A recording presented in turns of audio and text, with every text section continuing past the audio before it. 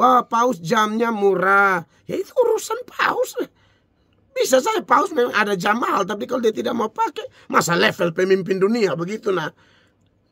Ya kan, tapi orang bilang teladani paus, silakan, bukan tidak boleh. Tapi maksud saya jangan membabi buta, menegur pendeta pakai jam mahal. Sekarang Anda tahu itu jam siapa yang beli? Yang beli aja tidak protes, kok lu yang kakek kenapa protes?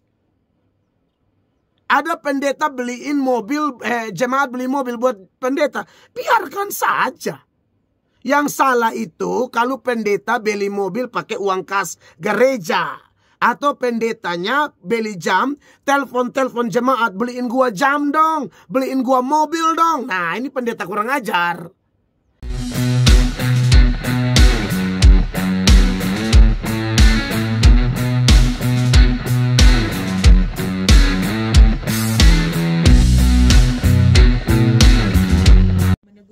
Iya, silakan. Shalom, selamat pagi Bapak Pendeta. Salam. Saya mau tanya, ada satu gereja, tempat kami bergereja, ada seorang pendeta yang mau pensiun. Oke. Lalu majelisnya kasih jalan les ke jemaat minta sumbangan untuk pendeta yang mau pensiun tersebut. Mohon pandangannya karena di gereja juga banyak orang susah yang butuh uluran tangan. Pendeta mau pensiun. Lalu majelis kasih jalan les untuk minta sumbangan. Tapi Anda bilang bagaimana ini? Sedangkan di gereja juga banyak orang susah. Kalau menurut saya sih tidak ada masalah ya. Nanti saya akan bantu dengan data. Bahwa kalau pendeta dia pensiun lalu kasih jalan les. Begitu menurut saya tidak apa-apa. Sebenarnya sebagai bentuk terima kasih jemaat menurut saya bagus juga kok ya. Sebenarnya kalau mau lebih baik tidak tunggu majelis kasih jalan les, harusnya Anda usul duluan. Aduh ini Bapak semua pensiun, ini kotong kasih kenang-kenangan apa kotong patungan yuk.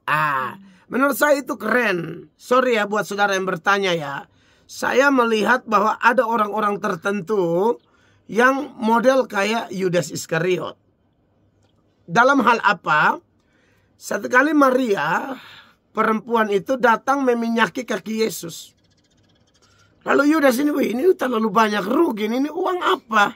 Lalu Yudas ini protes besar dan dia mempengaruhi banyak orang. Nanti saya cek datanya dulu. Ya, dia protes luar biasa. Lalu kemudian dia mulai mulai mempengaruhi orang lain supaya kalau bisa cegat ini perempuan, dia terlalu menghambur-hamburkan uang. Dengan alasan orang miskin. Nah ini dia. Yesus bilang, orang miskin selalu ada padamu. Tapi aku kan tidak selalu ada. Jadi kadang-kadang yang bilang orang miskin apa? Belum tentu dia bantu orang miskin. Ya, jadi maksud saya ini perlu diperhatikan. Saya tunjukkan dulu baca ayatnya Yohanes 12 ya. Mulai ayat 6 hari sebelum Paskah, Yesus datang ke Betania, tempat tinggal Lazarus yang dibangkitkan Yesus dari antara orang mati.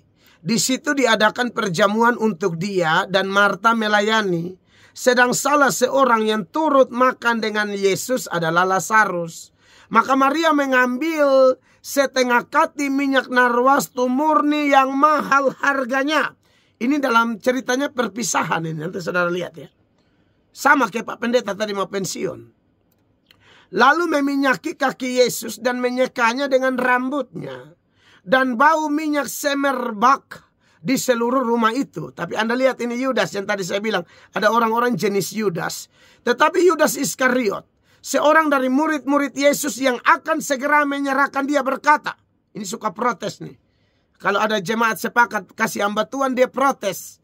Padahal yang protes ini belum tentu baik. Ini ayat kalau saudara baca, yang protes itu tukang pencuri. Kurang ajar. Sok protes pada pencuri. Mengapa minyak narwastu ini tidak dijual 300 dinar dan uangnya diberikan kepada orang-orang miskin? Dia protes orang buat yang terbaik bagi Yesus. Sama seperti konteks sekarang. Kenapa kau protes orang buat terbaik untuk pendeta? Nah sekarang saya lihat nih, banyak orang tuh mau pendeta susah loh. Saya lihat nih. Ini ada spirit yang saya lihat di sosial media. Pendeta pakai baju bagus, anda boleh. Iblis lu. Kenapa lu boleh, dia boleh pakai baju bagus? Oh, harus teladani paus. Itu urusan paus. Memang kalau jemaat kasih kau baju, nah kau boleh pakai. Kenapa harus ikut paus? Suruh orang Katolik yang ikut paus. Kau bukan Katolik, nah. Lalu orang sanding-sandingkan, wah paus jamnya murah. Ya itu urusan paus. Bisa saya paus memang ada jam mahal, tapi kalau dia tidak mau pakai, masa level pemimpin dunia begitu, nah. Ya kan, tapi orang bilang teladani paus, silahkan, bukan tidak boleh. Tapi maksud saya jangan membabi buta, menegur pendeta pakai jam mahal. Sekarang Anda tahu itu jam siapa yang beli? Yang beli aja tidak protes, kok lu yang kakek kenapa protes? Ada pendeta beliin mobil, jemaat beli mobil buat pendeta, biarkan saja. Yang salah itu kalau pendeta beli mobil pakai uang kas gereja. Atau pendetanya beli jam, telepon jemaat, beliin gua jam dong, beliin gua mobil dong. Nah ini pendeta kurang ajar.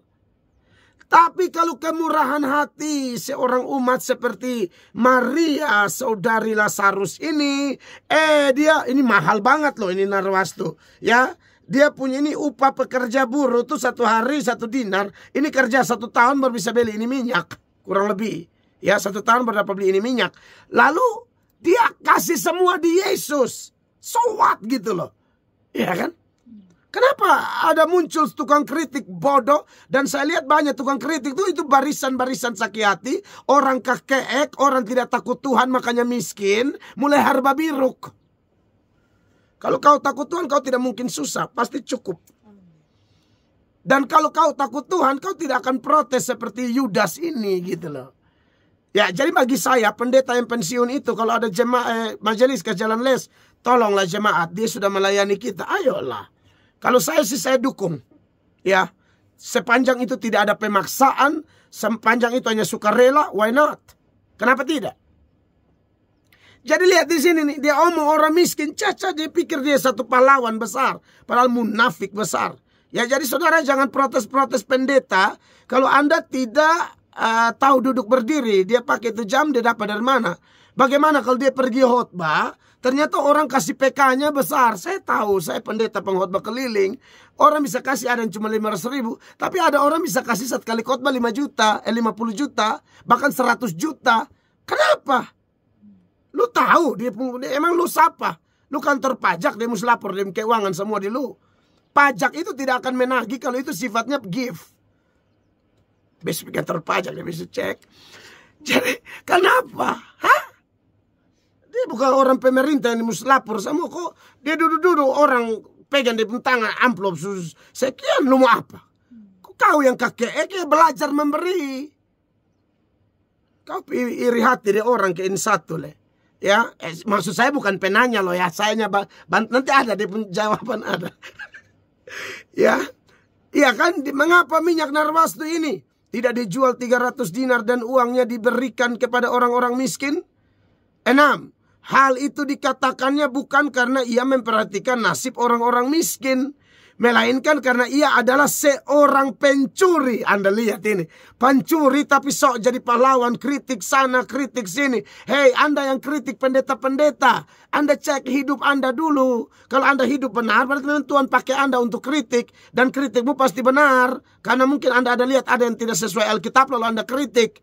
Tapi kalau kau tukang pencuri, pejina, pemalas gereja, tidak pernah bayar perpuluhan, lalu lu sok kritik-kritik, tutup lu mulut, iblis. Tutup mulutmu. Kau tidak usah omong, kau kayak Yudas itu. Ya, hal itu dikatakannya bukan karena ia memperhatikan nasib orang-orang miskin, melainkan karena ia adalah seorang pencuri, ia sering mengambil uang yang disimpan dalam kas yang dipegangnya.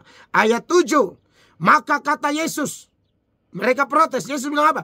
Biarkanlah dia melakukan hal ini, mengingat hari penguburanku. Ini perpisahan.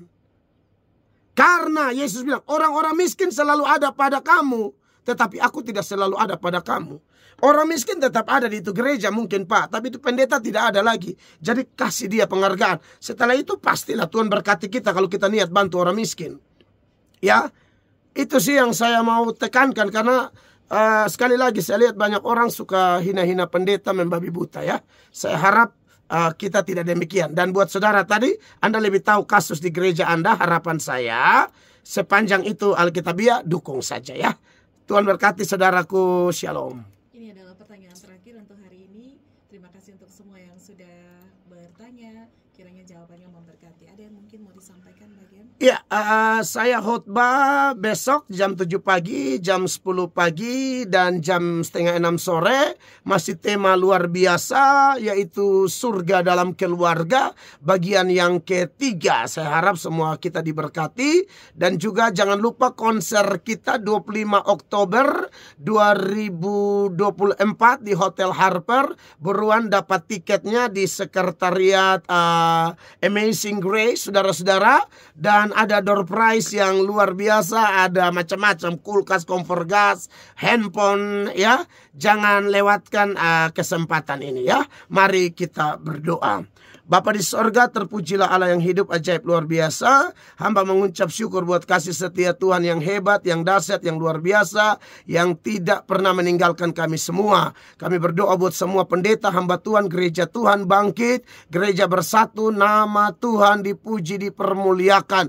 Terima kasih banyak Allah yang hidup, Allah yang hebat dan ajaib. Berkati juga Radio Suara Kupang untuk kemuliaan nama Tuhan. Berkatilah pemerintah di seluruh dunia, pemerintah di Indonesia dari Sabang sampai Merauke, Pulau Miangas sampai Rotendao, eksekutif, yudikatif, legislatif, dari pusat sampai ke daerah-daerah ada dalam lawatan Allah. Terpujilah Allah yang hebat, terpujilah Allah yang dahsyat. Besok ibadah-ibadah raya dalam Sabat Kudus, pertemuan kudus gereja-gereja Tuhan seluruh dunia. Ada urapan, ada kuasa, ada kebenaran, ada kemerdekaan, ada kelepasan, ada pujian, penyembahan, di mana Tuhan bertahta di atas puji-pujian semua umatmu di gereja manapun. Demi nama Yesus, pemberitaan Injil yang murni akan disampaikan dari gereja-gereja. Terpujilah Allah yang hebat. Haleluya.